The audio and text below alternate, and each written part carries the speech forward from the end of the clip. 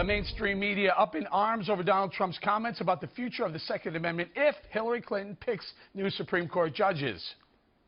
Gets to pick her judges. Nothing you can do, folks.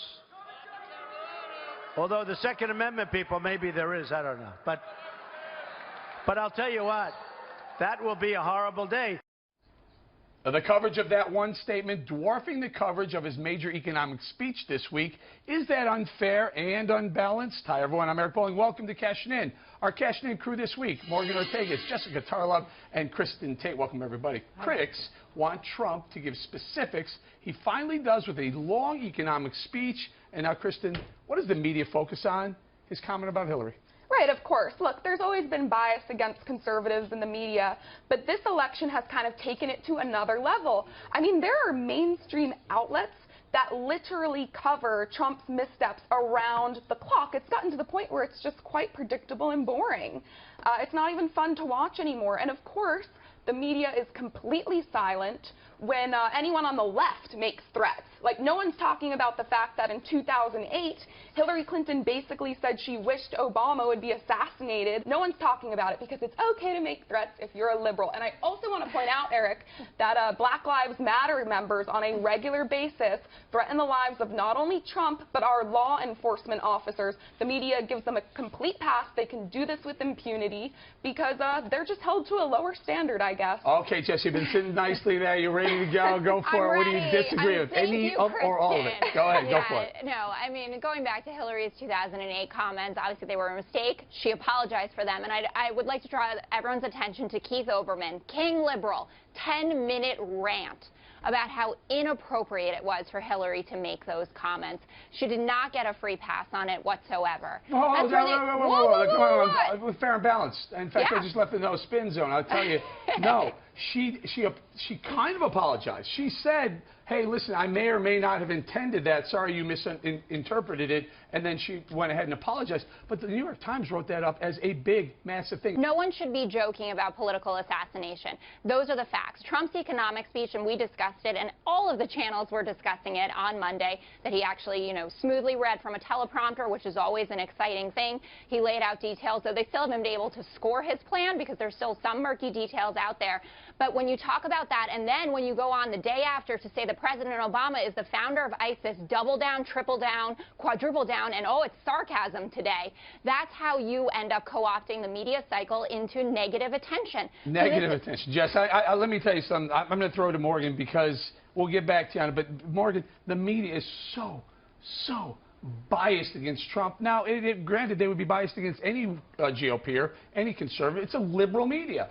I completely agree with you, Eric. And if you look at what Romney had to go through 4 years ago, what McCain had to go through in 2008, this isn't new to the Republican Party. What I think that Trump and his team need to do if they want to win in November is they can't spend the next 3 months complaining about the media bias. It's there. It exists. We've known this for decades as it relates to Republican candidates. So there has to be a new strategy going forward to say this is how we're going to win in November, because right now the polls don't look great.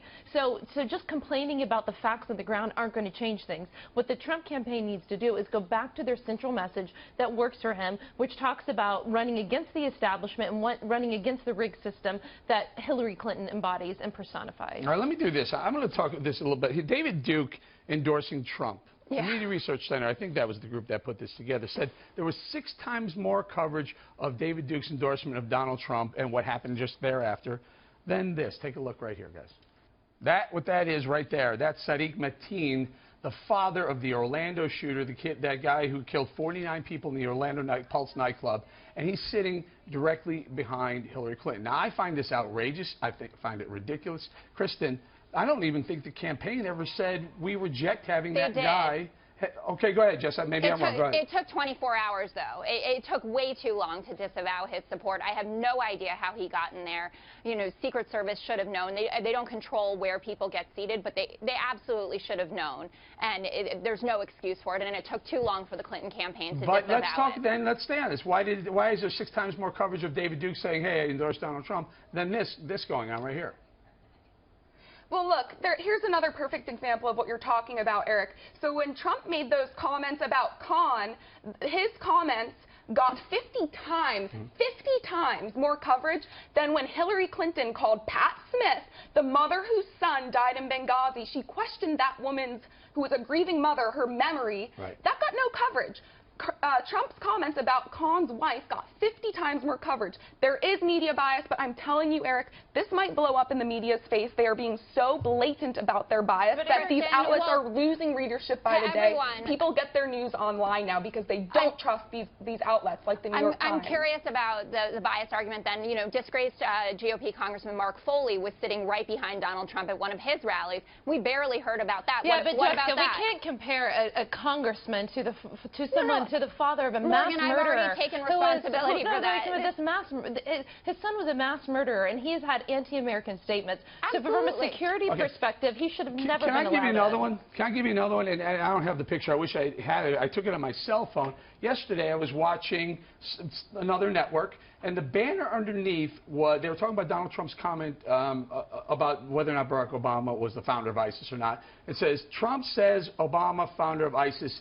And in the banner, they put in parentheses, he's not. Right. I mean, that is outrageous for a journalistic group, a television network who claims to be a news organization, to editorialize on a comment. State what you're saying, but then don't editorialize right on the banner. I don't know. I mean, I assume it was CNN who's been doing these live fact checks now because you can't keep up with Trump and all of the kind of garbage that he's spewing out there. And I think what they're doing, and it was John Berman who was the first anchor to go toe-to-toe with Kayleigh McEnany about this, where he said the facts on the ground are that ISIS was born out of al-Qaeda in Iraq in 2006, which was under George Bush's watch. And I think what CNN is doing now is to live editorialize, yes, to make sure that viewers know that what Donald Trump is saying is not true. You can't do that. There's no one. Why not? Marco Rubio today. Obviously, you think it's okay for a news network to live editorial on a news program? I get the opinion programs. But this was middle of the day news. Yes, it is the middle of the day, and no viewer should walk away and think that President Obama is the founder of ISIS. Marco Rubio today totally disavowed the comments, said, obviously the president is not the founder of ISIS. It was radical jihad. Stay in the media. Stay in the media. Let's stay with this. Morgan, your thoughts? When it comes to editorializing, I agree with you. If it's the news of the day, then we should stick to the news of the day. You know, the problem, here's the problem, is that Trump has had over $3 billion of earned media in this primary. It's unprecedented for anybody. So there is a trouble that comes with this strategy of saying things, which is his stated strategy, which he said he's going to stick with.